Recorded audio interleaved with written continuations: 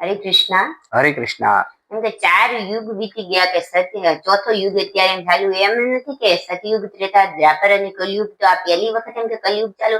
આવા તો કે આ ધરાધામ ઉપર કેટલાય કલ્પ વીતી ગયા અને કેટલાય એમ કે યુગ પૂરા થઈ ગયા. તો કે જયારે એમ કે પ્રભુ ધરાધામ ઉપર લીલા કરવા આવ્યા તો દ્વાપરમાં, સતયુગમાં અને ત્રેતામાં, ત્યારે તો એમ કે દાનવ, દેવ અને માનવ નું વિવરણ કરીને પ્રભુએ રાખ્યું. એમ કે રાક્ષસોની કે એવા મહાકાય બન્યા હતા, એમ કે સિંગડા વાળા એમનું રૂપ એટલું, એમ કે બેડોળ. તો એમ કે માનવને ખબર પડતો કે આ આસુર પ્રવૃત્તિ વાળા રાક્ષસો છે. પણ અત્યારે કે કલયુગમાં શું છે, તો કે કલયુગમાં એક ઘરમાં એમ કે દાનવ અને માનવ એક સાથે પ્રગટ થયા. 4 ઘરમાં 4-5 સભ્યો હશે, તો કે 2-4 સભ્યો દેવ પ્રવૃત્તિના હશે, તો એક આસુરી પ્રવૃત્તિનો હશે, જેને કારણે આખું ફેમિલી એમ કે એનાથી તંગ રહેતું છે. માનવ નો માનવ પણ માનસિક દાનવ. હા, એટલે માનવ નો માનવ પણ માનસિક રીતે દાનવ કે તમે એમ કે એને ઓળખી ન શકો.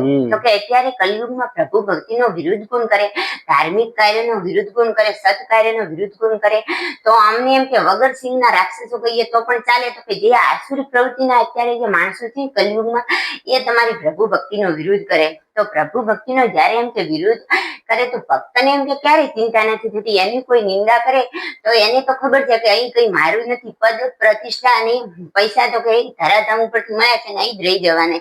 એની જાતની કોઈ ચિંતા નથી.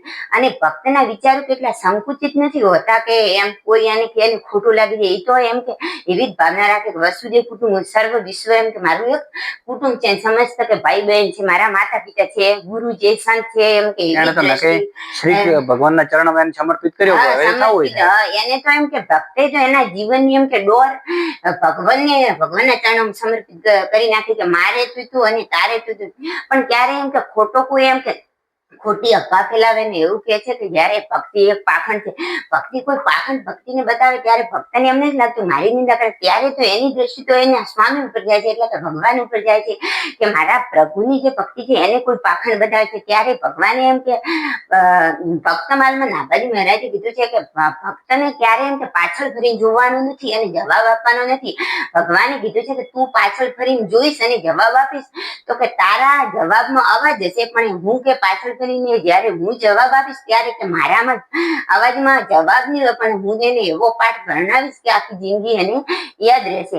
અને ભક્ત ક્યારે એમ કે કોઈથી ડરતો નથી. આપણા હિન્દુ સનાતન સંસ્કૃતિમાં તો કીધું છે કે ભક્તના એક હાથમાં કે શાસ્ત્ર તો એક હાથમાં શસ્ત્ર. એમ તો ભક્ત ક્યારે એટલો નિર્બળ નથી હોતો, પણ એ પર નિંદાથી હંમેશા બચતો હોય છે. એ એમ નથી વિચારતો કે જગત મારા માટે શું કહેશે, પણ એ એમ વિચારે કે જગન્નાથ મારા વિશે શું કહેશે. એમ કે એ દિવસભર એમ કે મન, કર્મ અને વાણીથી તો કોઈ એવું કાર્ય ન થાય કે મારા પ્રભુને ન ગમે. એમ કે મારે જગતના પ્યારા નથી બનવાનું, એમ કે જગન્નાથના પ્યારા બનવાનું છે. એટલે અને ભક્તને તો ખબર છે કે 1000 હાથ વાળો મારી રક્ષા કરવા વાળો છે, તો 2 હાથ વાળા એમ તો મારું શું બગાડ લેવાનું છે. ભક્તે તો ક્યારે પોતાનું એમ તો કઈ માન્યું જ નથી કે જે છે એ પ્રભુની કૃપા છે. નથી એમાં કે પ્રભુની કૃપા છે, તો કે છે એમાં તો પ્રભુની કૃપા છે, પણ નથી એમાં કેવી રીતે એમ કે પ્રભુની કૃપા છે.